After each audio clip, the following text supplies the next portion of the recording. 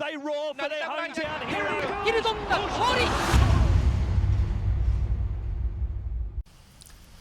Hello， 大家好，又翻到嚟我哋 Idle Horse 嘅東瀛快手啊！啱啱過去嘅日本杯都相當之扣人心弦嘅一場賽事啦。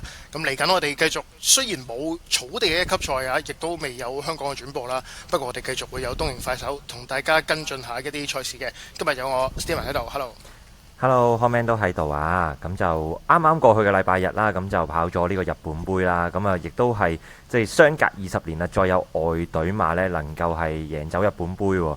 咁又繼奧加星之後啦，再有呢個海外賽區呢贏出日本杯。咁你點睇格倫島嘅表現呢？係咪都真係130分就130分冇得鬥氣呢？即係如果大家有睇翻我哋嘅一級賽攻略啦，咁我自己就格倫島行頭嘅，因為都覺得始終咁耐冇一匹咁高水準、咁高國際評分嘅馬去參與日本杯呢，你要同過去可能近10年去跑日本杯嘅海外馬嚟講呢，格倫島係的確係唔係好一樣嘅，唔係話好似嘅例子啦，我覺得係幾特別嘅。咁同埋亦都即係格倫島適應呢個乾快場地嘅能力，我諗大家賽前都會有個幾大嘅寄望啊。因為始終佢喺歐洲嗰邊唔同嘅場地啊，甚至乎唔係好一樣嘅路程啊。其實格倫島今季都交出個好好嘅表現啦。咁今次贏到呢場日本杯，對我嚟講，我覺得係預計當中嘅。咁但係日本嗰邊個賠率好似最後都有啲分頭喎。冇錯啊，咁當然啦，因為其實個數據都幾強啊，20年冇呢個海外馬贏到，咁最後6.2倍就日本嘅賠率贏馬啦。咁當然真係相當之厲害嘅一匹即係中距離賽區啦，因為其實你話佢跑10 furlong 亦得，跑12 furlong 里半啊，亦都可以。咁我諗之後嗰個部署仍然都會繼續服役啦。咁啊，練馬師亦都話之後應該都會繼續去遠征唔同嘅地方。咁啊，應該3月嘅時候我哋會杜拜呢，繼續會見到呢一匹呢，就係今年已經係4項一級賽嘅民主。咁就我諗應該世界馬王嘅寶座都係屬於呢一匹法國嘅代表啊。咁佢過終點嘅時候，咁同蒙面舞會叫鬥到最後一兵一卒啦。咁一過終點呢，睇住巴米高同埋李慕華，咁有2位嘅法國騎師咧，咁就一齊握咗個手啊，係咪都真係別具意義呢？嗰個畫面，我諗甚至可以叫薪火相傳啦，因為李慕華之前都係屬於阿加航嘅主帥啦，咁所以如果你話喺握手嗰一下，好似都有少少就係接力咁嘅感覺。咁當然啦，今年巴米高亦都幫阿加航呢一個嘅育馬集團贏咗好多唔同嘅大賽，德令星贏呢個凱旋門大賽啦，然後贏憑格倫島攞到4項一級賽嘅冠軍，無疑呢就係巴米高轉任咗呢一個阿加航主帥之後呢，亦都帶嚟咗一個豐收嘅一年啦，為阿加航呢個育馬集團呢再次登上呢個頂峰，成為咗呢世界嘅中心咁樣嘅。咁啊，雖然話嗰幕握手大家都即係好重視啦，即係覺得好特別啦。咁但係過終點之後，蒙面舞會同野田氛圍好似都有啲小碰撞。冇錯啊，咁就當然可能因為蒙面舞會可能要避嗰隻吉馬呢個即係外母系嘅馬啦，咁所以其實落咗馬之後呢，其實你見到即係李慕華同埋呢一個呢，就護旗貴太呢都雙係跌咗落地嘅，咁反而護旗貴太個傷勢好似仲嚴重啲添，因為聽講呢就要用呢一個即係拐杖啊，要攙扶嘅，咁但係呢，好似話已經係決定呢會今個禮拜繼續會策騎咁樣噶噃。咁嗰個畫面都即係好多，我自己喺好多唔同社交媒體都見到佢哋2個坐咗喺地下，跟住2匹馬一齊走個畫面，其實就幾搞笑嘅。咁但係就即係當然啦，最緊要人同馬都冇事啦。咁而家護旗歸太都應該會好快就復出啦。咁我相信個傷勢就唔係話特別大影響嘅。嗱，咁啱啱就同大家即係分享咗日本杯嘅少少回顧啦。嚟緊啦，雖然就冇草地一級賽，亦都冇香港轉播，咁但係都有一場日本幾重要嘅賽事。係啊，冇錯啊，咁啊佢嘅前身當然係日本泥地嘅日本杯啦，咁但係而家就改咗名叫冠軍杯，咁就喺東京競馬場跑泥地嘅1500米賽事嘅。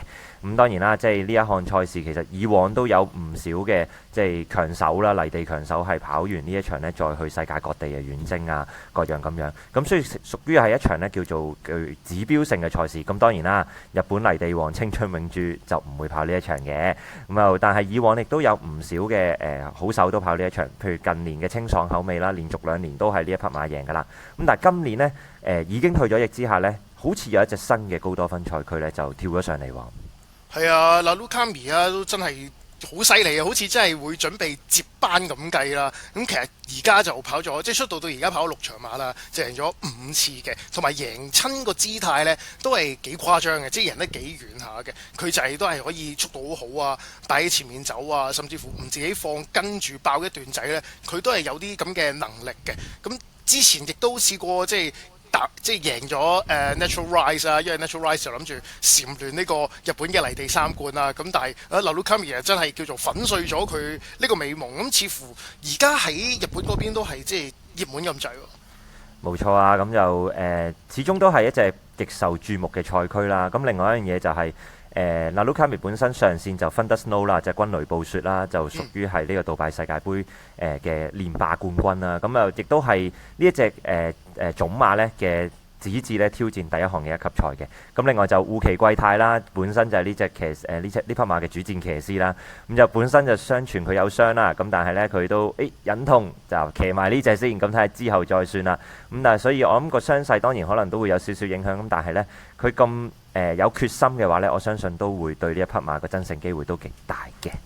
係啊，決心好大啊！咁但係其他嗰啲大嘅集團啊、大馬主彩衣啊嗰啲都幾緊要啊！咁啊，絲綢會嗰邊有匹W Hardborn 啊，亦都係跑咗咁多場，輸過1次咁大把嘅啫，就跑咗7次，就贏咗6場馬嘅。咁但係近排喺嗰場3級賽就雖然就贏得近少少，咁但係姿態都好似似難實疑咁樣咯。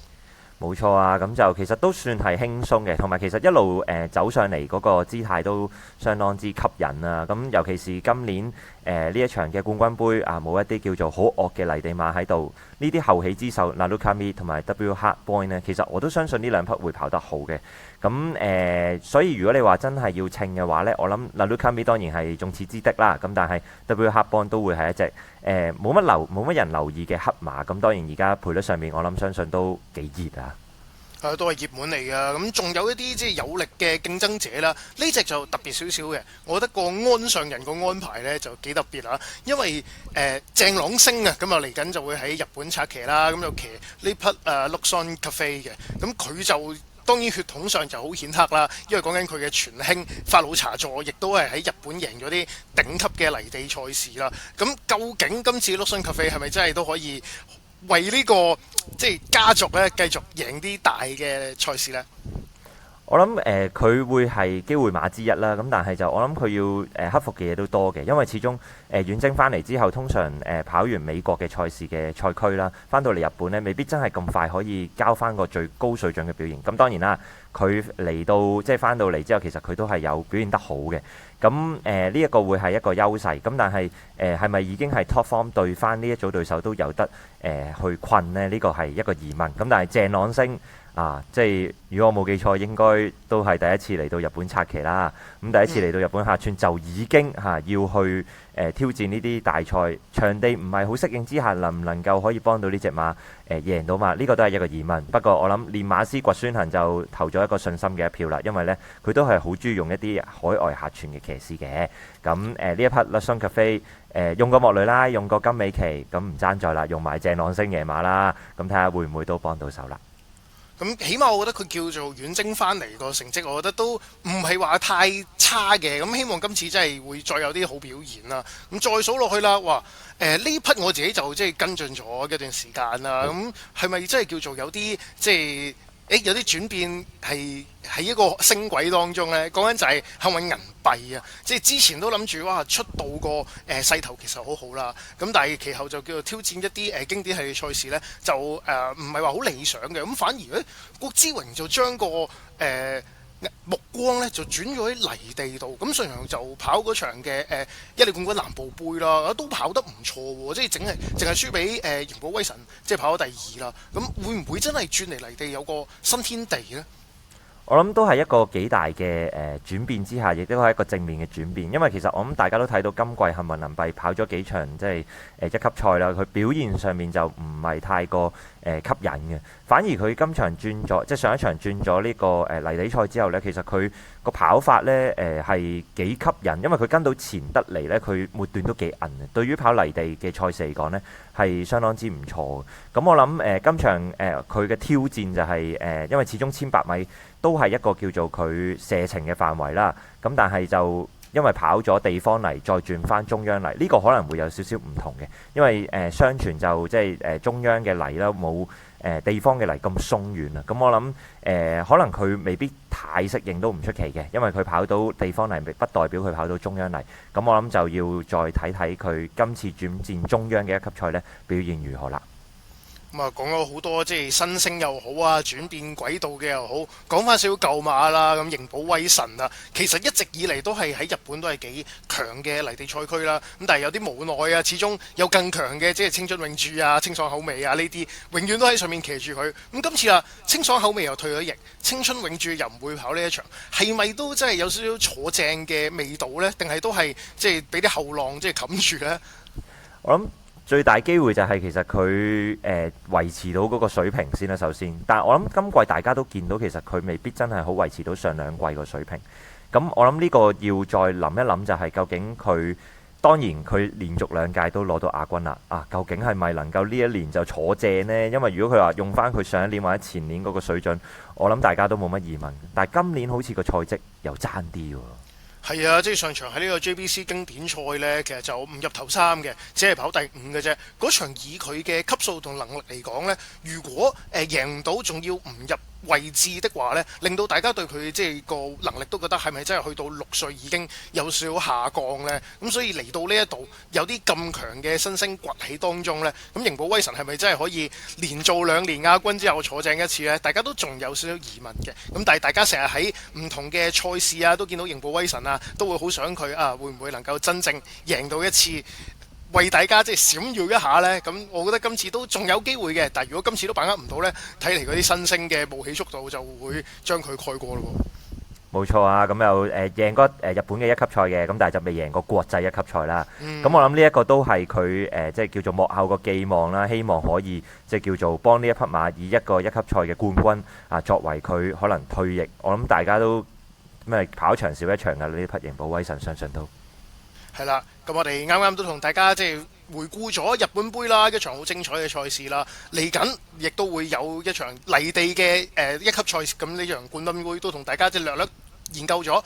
咁我哋都會有我哋嘅文字版啦，即係5大焦點啦，擺喺我哋嘅網站上面嘅。咁大家記住繼續支持我哋 Idle Horse 嘅網站，亦都支持我哋呢個節目東瀛快手。咁啊，今日時間去到呢度先，我哋下次再見，拜拜。拜拜。